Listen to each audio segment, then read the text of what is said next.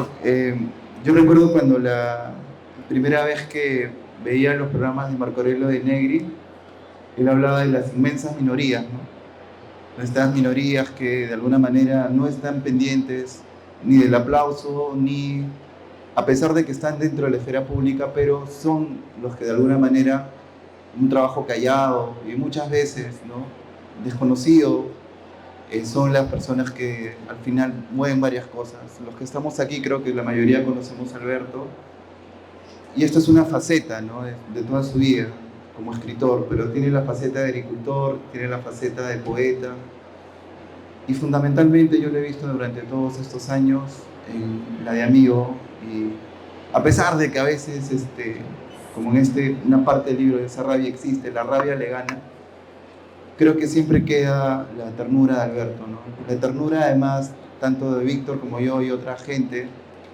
que lo ha conocido durante varios años, también nos ha impregnado. Yo estoy un poco, una cosa personal, ¿no?, estoy mal de las rodillas, pero a veces estas observaciones que hace Alberto en sus libros, uno ve la influencia de un libro en las acciones que se dan después de la lectura del libro.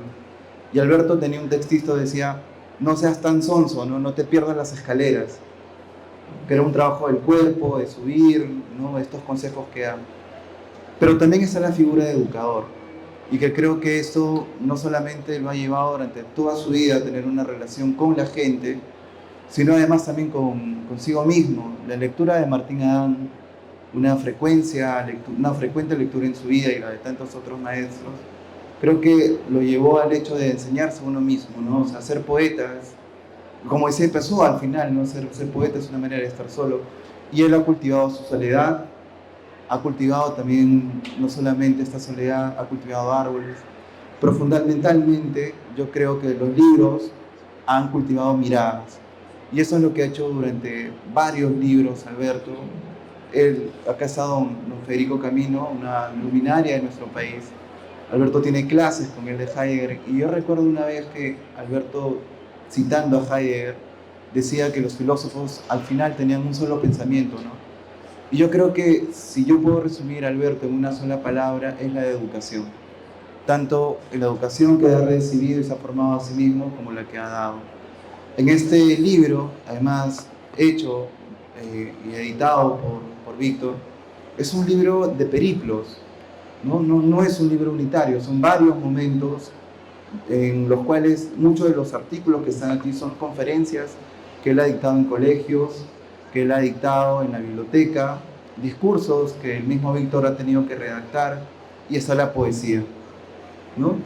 Yo creo que este es un libro además que nos vuelve, después de muchos años de silencio, irónicamente el libro se llama Este Silencio, pero Alberto rompe este silencio para escuchar este silencio que probablemente en las grandes ciudades no escuchamos, ¿no? Alberto siempre habla de la meditación, pero yo también creo que necesitamos escuchar al otro y guardar silencio, a ver qué nos dice el otro. Así es que le agradezco a Alberto por tantas cosas, principalmente porque yo soy profesor y me hizo, escuchándolo y leyendo, mejor profesor.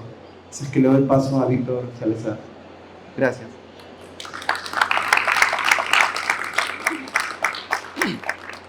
Bien, muy buenas tardes también a todos ustedes. En primer lugar, agradecer a Alberto, a César por la oportunidad que me brindan de poder estar aquí con ustedes y decir algunas palabras en torno al libro, que es un libro bastante interesante, es un libro que nos devuelve a Alberto, como dice César, y a sus grandes temas, ¿no? La educación, el campo, la meditación, y bueno, también esas rabias que siempre nos abordan a todos los peruanos por tantas coyunturas que tenemos. Voy a leerles un pequeño texto que habla sobre este libro, que lo reseña de alguna manera. La actividad libresca de Alberto Benavides Ganosa se inicia en agosto de 1979 con la aparición del libro El ave huida, ensayos de filosofía. Desde entonces, y por más de 4 décadas, el autor ha venido compartiendo una vasta producción que transita con soltura desde el sesudo ensayo y el artículo académico hasta la profunda poesía, el cuento infantil o el aforismo luminoso. En todos ellos, El motivo conductor ha sido siempre el mismo: la elucidación del individuo y el reconocimiento de nuestra propia ignorancia.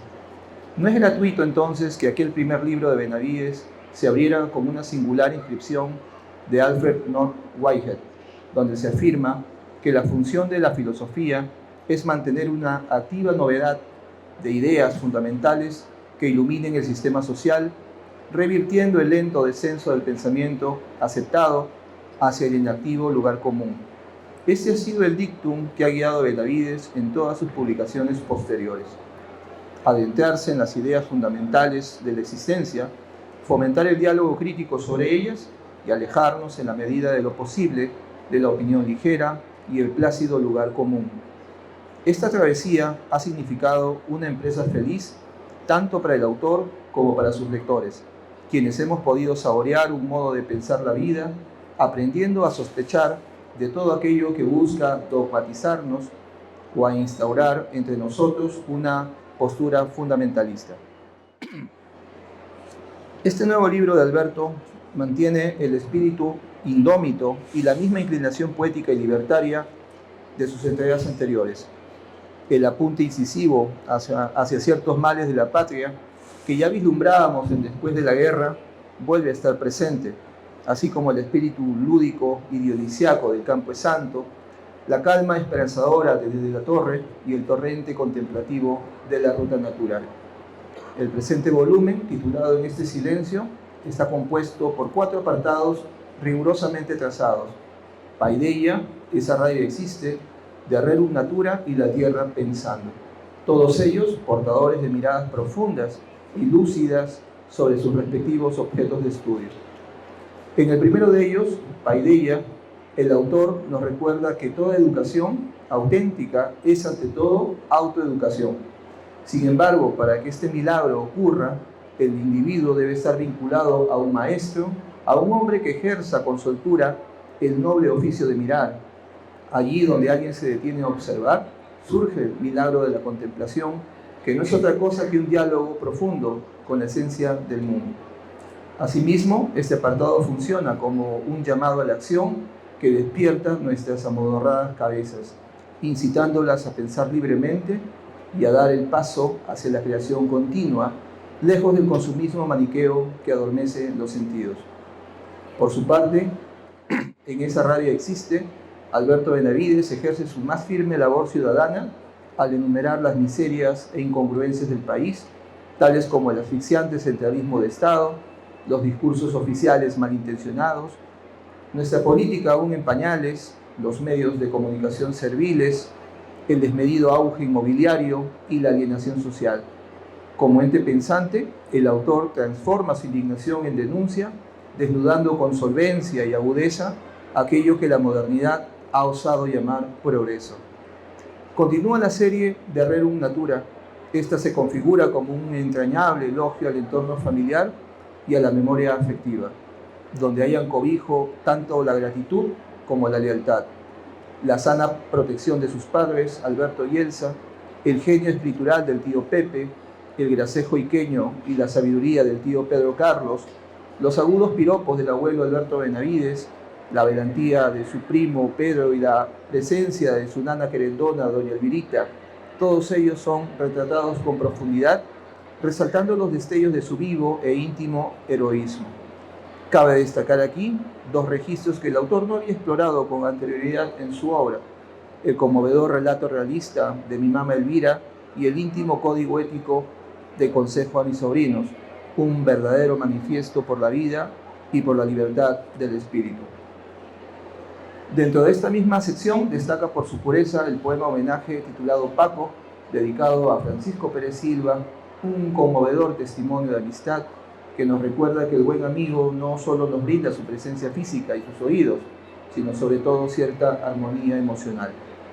Finalmente, La Tierra Pensando, Alberto nos invita a replantear de raíz nuestras relaciones actuales con la Tierra que habitamos, no solo como una urgencia ecológica para reducir toda forma de explotación y destrucción extractivista, sino como una propuesta mística y filosófica que reconoce las bondades de la Tierra en la forja de la creación, la identidad y el intelecto humano, Al ser cada uno de nosotros esta tierra pensando, no nos queda sino la responsabilidad de sentir sus latidos y velar concienzudamente por ella. Como se puede apreciar, estamos ante un libro múltiple y coral que cartografía los diversos intereses de su autor. Aunque Alberto Benavides se mantiene siempre activo, esparciendo su palabra en conferencias y auditorios, interesados en sus manifiestos ecológicos y culturales, no habíamos tenido la oportunidad de leerlo en un volumen de largo aliento desde la publicación de La Ruta Natural en 2015.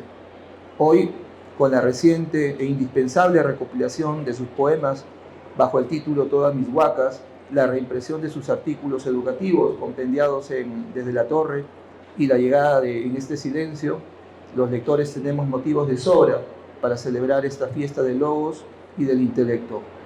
Quienes todavía creemos que la palabra tiene el poder de despertarnos de la modorra colectiva o el huevonaje colectivo, como lo recordaba su tío Pedro Cabrera, encontraremos en los libros de Alberto Benavides una herramienta imprescindible para ejercer el pensamiento libre, lo cual es sin duda una feliz noticia para las letras del Perú y sobre todo para quienes hemos venido creciendo a la luz de sus textos.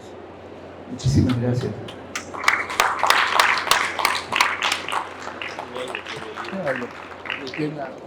Bueno, yo solo quiero leer la presentación que hice para este libro. No se asusten, no es ni una página. Me contaron que aquel día en casa de don Fernando Graña en Huando, creo que todos saben quién era don Fernando Graña, ¿no? O sea, Papa Upa, pues, ¿no? Me contaron que aquel día en casa de don Fernando Graña en Huando, que era su hacienda, ¿no?, un grupo de señorones discutía si el Perú sería un país desarrollado en 30 o en 20 o quizás en 10 años. No cabía duda, era la generación de los ingenieros. La escena es tal vez el año 1960. Más de 60 años después, el Perú sigue siendo este miserable país del tercer mundo con un 40% de niños malnutridos. Después de su triunfo en Punta del Este, el presidente Belaúnde comenzaba su discurso en el balcón de Palacio. ¿De dónde este estruendo de máquinas?, se pregunta el mundo sorprendido. Es el Perú que despierta. Es pues la generación de los ingenieros, los que creían en las máquinas. No podemos sino reconocer su buena intención y patriotismo. No quiero burlarme de los ingenieros. Uno de ellos fue mi padre, cuya memoria venero. Hoy, al borde de la destrucción del planeta, la ingeniería y en verdad la mentalidad moderna no son insuficientes. El progreso fue pérfido, o sea, traidor. Necesitamos educar a nuestros hijos en la única metafísica que vale: el amor a la tierra, el milagro de la plantita que nace y el misterio que somos nosotros mismos. Yo les agradezco mucho a quienes han venido a esta presentación, sobre todo porque son pocos y es doble mi agradecimiento. Gracias.